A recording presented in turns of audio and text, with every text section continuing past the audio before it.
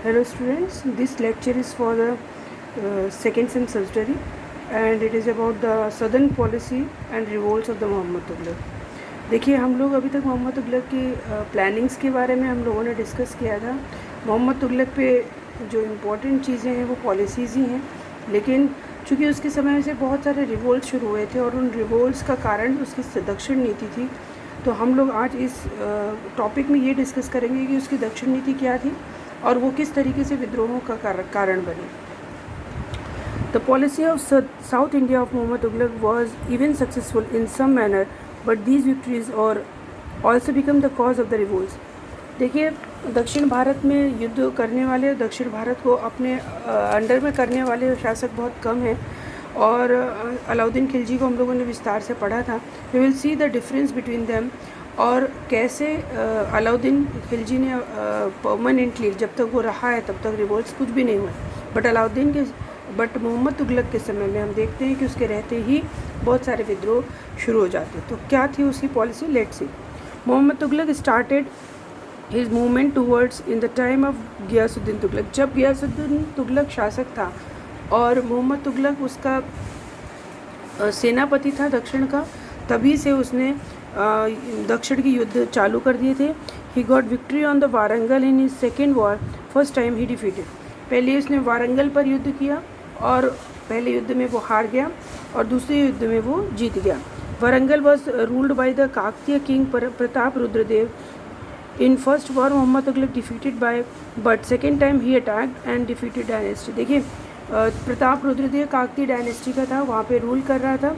पहले उसमें हार गया लेकिन दूसरे में जीत गया and Warangal became the part of new Delhi सल्तनत। देखिए, इस युद्ध की खास बात ये थी कि वारंगल जो था दिल्ली सल्तनत में जुड़ गया। अलाउद्दीन खिलजी के समय में जो मलिक काफूर ने दक्षिण में उसकी विजय की थी, वो कभी भी डायनेस्टीज़ को जोड़ने के पक्ष में नहीं था। उससे टैक्स लेता था, गिफ्ट्स लेता था, फ्रेंड बनाता था, आगे बढ़ता था। लेकिन इसके दो वॉर इसीलिए हुए। पहले ही वॉर में प्रताप रुद्रदेव ने उसे ऑफ़र किया था गिफ्ट्स और टैक्सेस के लिए और मित्र बनने के लिए, जैसा कि चला आ रहा था, बट उसने रिफ्यूज़ किया। इसीलिए ये दूसरा युद्ध हुआ और कम्प्लीटली प्रताप रुद्रदेव को हरा तो दिया, लेकिन आगे की जो इसकी जो प्रणाली थी, जो इसका सिस्टम उसने अडॉप्ट किया, वो उसके लिए काफ़ी घातक सिद्ध हुआ। In his second war he attacked on Kampili, a small state which was giving the shelter to Gurshap, who denied the rule of Muhammad Tughlaq. And Sultan attacked, but again he defeated Kampili in second war. देखिए, Kampili was a very small state. आपने कहीं पर भी अभी तक दक्षिण की विजय में अलाउद्दीन ने इसका नाम नहीं सुना।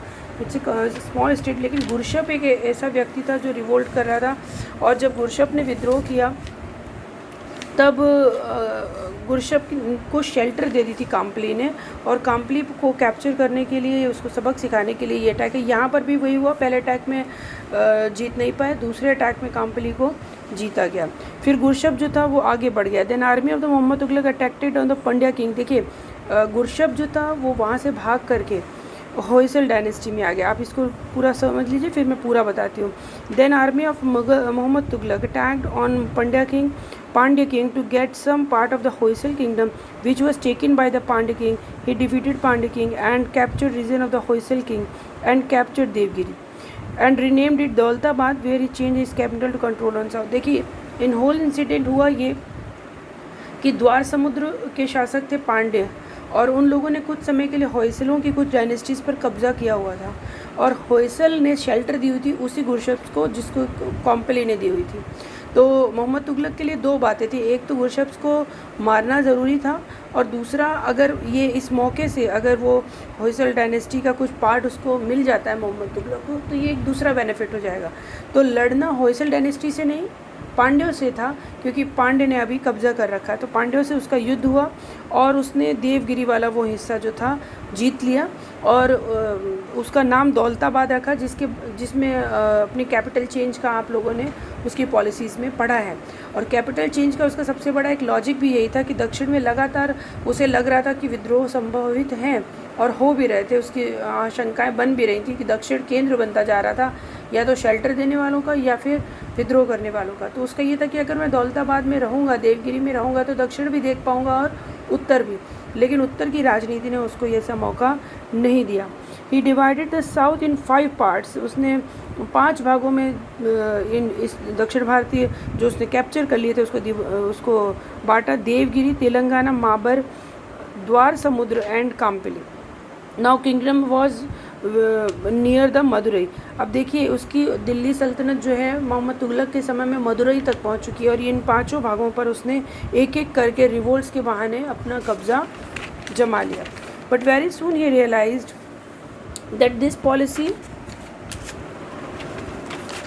but very soon he realized that practically it's not possible to control on south from north. It's now north लिखा हुआ है ये यहाँ पर।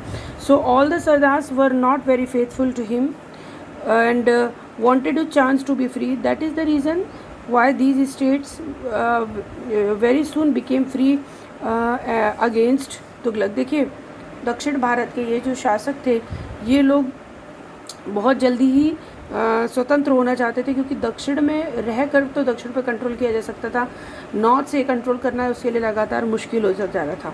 This expansion on south India became the cause for the revolts against the empire. इसीलिए दक्षिण भारत में उसने ये 5 राज्यों पर अपना अधिकार तो कर लिया, लेकिन धीरे धीरे ये रिवोल्ट्स के घर बनते चले गए। नाउ सी द रिवोल्ट्स, कैसे ये रिवोल्ट्स इससे जुड़े हुए हैं।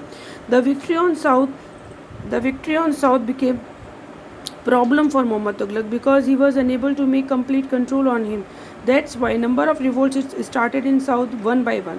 उसके लिए एक समस्या बन गई दक्षिण की विजय, उसको फ़ायदा कम थी, उसको नुकसान ज़्यादा दे रही थी, और कारण वही था जो अलाउद्दीन खिलजी का मैंने आप लोगों को बताया, अलाउद्दीन खिलजी वाला, कि अगर वो केवल टैक्सेस और गिफ्ट्स पर बेस्ड होकर के कैप्चर करना ट्रीटी करता तो ज़्यादा ठीक रहता। कैप्चर करना उसकी पॉलिसी में आ गया, दिल्ली सल्तनत में सिमुलेट करना उसकी पॉलिसी में आ गया, यहीं पर उसकी प्रॉब्लम शुरू हो गई।